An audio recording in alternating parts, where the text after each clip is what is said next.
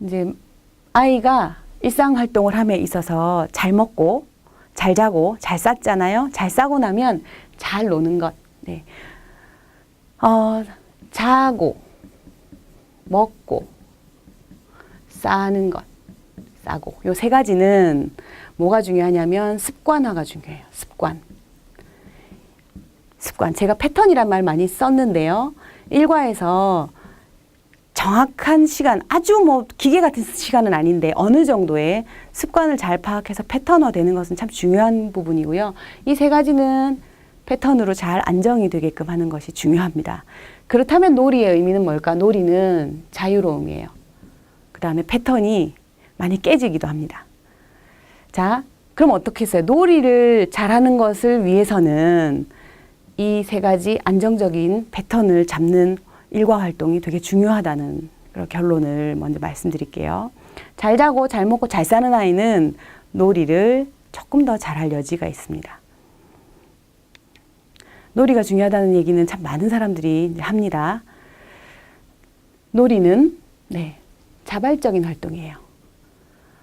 놀이가 자발적이라는 것은 너무나 자연스럽게 알 것 같잖아요. 그런데 놀이를 잘 하지 못하는 아이들에게 놀이를 하게끔 하려고 하면 아이들은 언제 걔가 반짝하고 다가오지? 언제 이걸 재밌어 하지? 이걸 어른들이 관찰해야 되거든요. 아이들이 자발적으로 하는 활동들의 대부분은 놀이 가능성이 있어요. 입으로 가져가는 것도 그렇고 무언가를 계속 살펴보는 것도 그렇고 뭔가 막 두드린다. 그러면 저 행동은 문제 행동이기 이전에 놀이 행동일 가능성이 있다는 겁니다. 그래서 자발적으로 하는 모든 행동들은 놀이일 가능성이 있으므로 그것을 놀이로서 지켜보는 것이 중요한 관점입니다. 네, 모든 사람은 놀이를 하고 모든 공간에서 놀이가 일어날 수 있어요. 바깥에서 놀 수도 있고 실내에서 가지고 놀 수 있는 장난감으로 구성을 하기도 하고 막 던지면서 놀기도 하죠. 베갯닛으로 이렇게 논다고 생각하면 베개가 다 터지겠죠. 그래도 아이들은 놀았겠죠. 어른들은 힘들 겁니다. 놀이는 두 가지 측면으로 봤을 때 그 놀이가 발달하는 기능이 한 가지가 있고요. 놀이를 통해서 함께하는 사회적 형태가 있어요. 제일 먼저 일어나는 것은 뭐지? 무슨 소리지? 뭐지? 이러면서 탐색하는 거예요. 탐색을 하다가 뭐지? 라고 했는데 이게 굴러가는 거죠. 굴러가면 굴러가네? 그래서 둥근 형태를 보면 굴릴 수 있는 것. 그래서 탐색을 한 걸 가지고 이건 굴러가는구나, 올라가는구나, 내려가는구나, 들어가는구나 기능을 하는 거예요. 기능 놀이가 점점 두 개씩 쌓아보고 위로 올려보고 마을을 만들어보고 로봇을 만들어보고 이런 것처럼 구성을 하게 됩니다. 이 구성은 단순한 구성이었다가 막 복합적인 그런 구성이 되고요. 가상적인 내용까지 접해지면 복잡하고 가상적이고 추상적인 활동까지 발달을 하게 돼요. 근데 이것을 평행적으로 비슷한 수준으로 다른 관점에서 봅니다. 이건 아이가 물건을 갖고 놀 때인 거고요. 여럿이서 같이 논다고 생각을 해봅시다. 어떤 아이라도 제일 처음부터 함께 놀자 그러지 않아요. 혼자 놀아요. 혼자 놀고 옆에서 노는 다른 사람의 놀이를 관찰해요. 관찰한다는 것을 직접적으로 관찰할 수도 있지만 곁눈으로 관찰할 수가 있거든요. 그래서 어떤 식으로 보시냐면 A라는 아이가 있고 B라는 아이가 있어요. 이 아이들이 놀다가 자리를 바꿨다. 여전히 혼자 놀이죠. 그런데 앞에 아까 이 아이가 놀았던 자리에 얘네가 바꿔가 있으면 다른 아이가 노는 걸 봤구나 이렇게 생각할 수 있는 거예요. 다른 아이가 떠나고 난 다음에 아까 그 아이가 하던 놀이를 흉내를 냈다. 그것도 관찰놀이입니다. 그리고 이제 비슷한 아이들끼리 막 여기저기서 노는데 공간에서 비슷하게 놀아요. 서로 막 작용은 안 해요. 그런데 이쪽에 모이면 이쪽에서 놀고 이쪽에서 모이면 이쪽에서 놀고 이쪽에서 모이면 이쪽에서 놀고 있어요. 서로 작용은 하지 않아요. 평행선을 달린다고 해서 그런 상황을 평행놀이라고 합니다. 그러다가 하나의 장난감을 좋아하겠죠. 그럼 내 거다, 네 거다, 뭐 뺏고 이런 상황으로 경쟁이 일어나요. 그때 어른이 함께 개입을 해서 너 한 번, 너 한 번 하자. 그래서 순서 지키기를 제안을 하는 거예요. 그러면서 협력을 하는데 이 협력도 경쟁적으로 우리 팀 이겨라 이렇게 되는 거죠. 자, 이렇게 발달하는 것이 놀이의 발달입니다. 보통 놀이라 그랬을 때 어른들이 이쪽을 요구를 하는데요. 혼자 놀고 관찰하고 그래서 소유적으로 놀고 이런 과정을 꼭 밟고 넘어가요. 그렇기 때문에 놀이는 자유롭고 그다음에 어른들의 관찰력을 더 필요로 한다는 겁니다. 먹이고 재우는 것은 조금 틀이 있어요. 그런데 놀이는 이 아이의 개별적 특성이 굉장히 강하고요.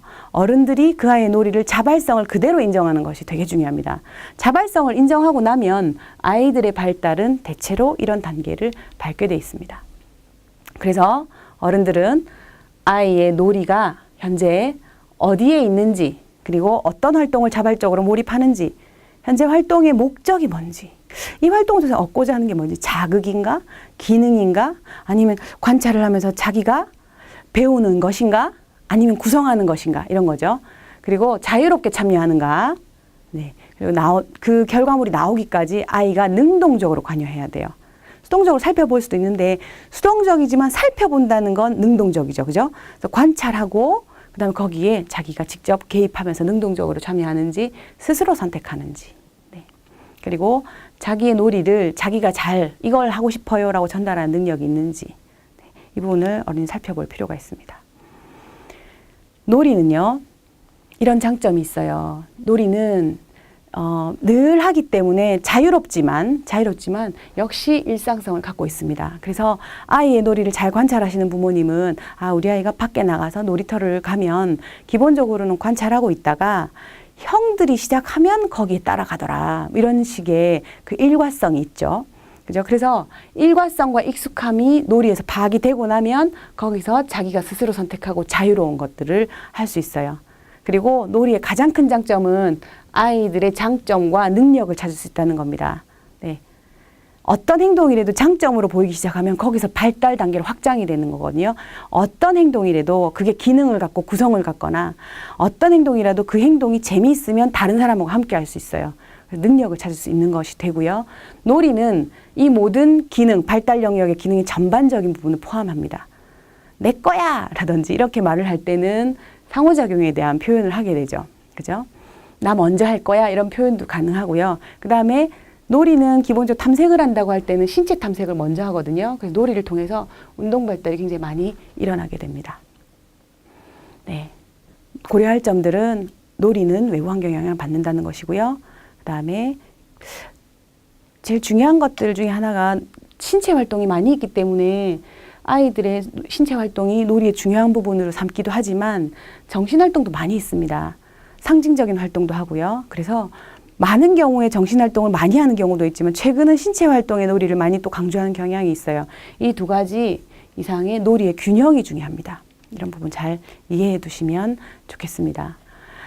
이상으로 아이의 성장과 발달에 있어서 아이들의 건강이 어떤 것인지, 기능이 어떤 것인지, 아이의 기능과 건강을 향상하기 위해서 우리는 무엇을 해야 되는가? 잘 먹고, 잘 자고, 그리고 잘 싸고, 잘 노는 것. 이 네 가지 지원할 수 있는 방법 말씀드렸습니다. 수고 많으셨습니다.